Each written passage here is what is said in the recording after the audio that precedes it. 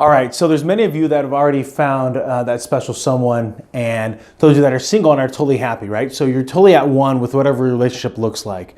And as we look at your 5 closest relationships, the thing that I would say is, have you shared with them your ambitions and your goals?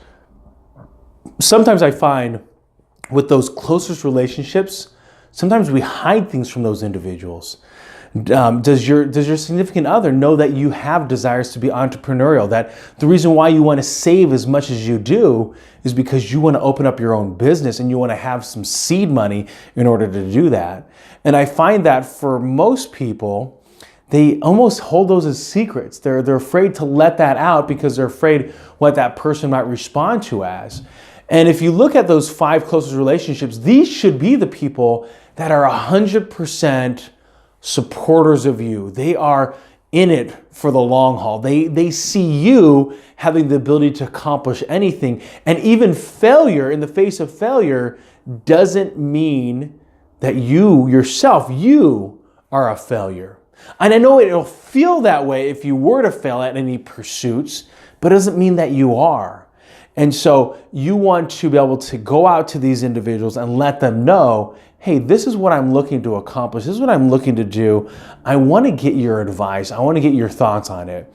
There's very few businesses that have ever made it and lasted that never got advice from anybody. That was kind of made like that old phrase that a man is an island, like made in its own, made in somebody's basement with nobody else's influence or anybody else's thoughts or opinions.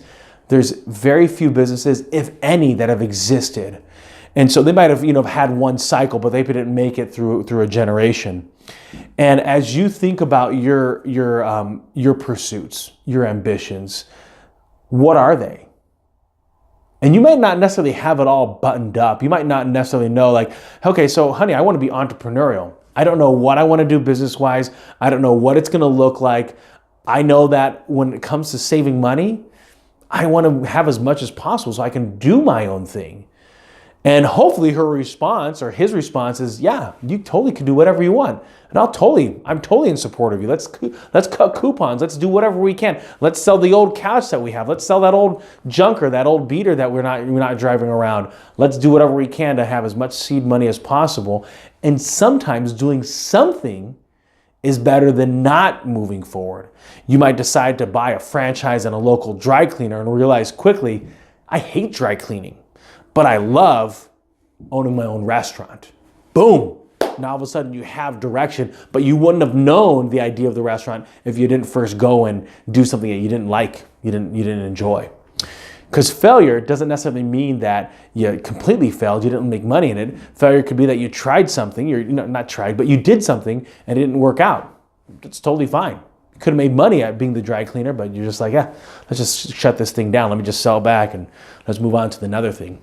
You might start a McDonald's and realize, oh, I want a Subway. You start a Subway, you might realize, oh, I want a KFC. I'd rather go Taco Bell, me personally, but that's just, I like Taco Bell. Who doesn't like the Bell, man? They got the 4th meal. They're so prolific. They're making meals up, right? There's breakfast, lunch, dinner. They've made one. The 4th meal. They haven't named it though. I'd call it Midnight. It just sounds cool. If I had a code name, that'd probably be, no, if I had a code name, it would just be the Crazy Asian. What am I kidding? I'm not that creative. So, totally went off on that one. When it comes to relationships, comes to those 5 closest, these people should be able to give you some good sound advice. Are they supportive? That's the question I'd have for you. And vice versa, that you'd ask for yourself. Are you supportive of them?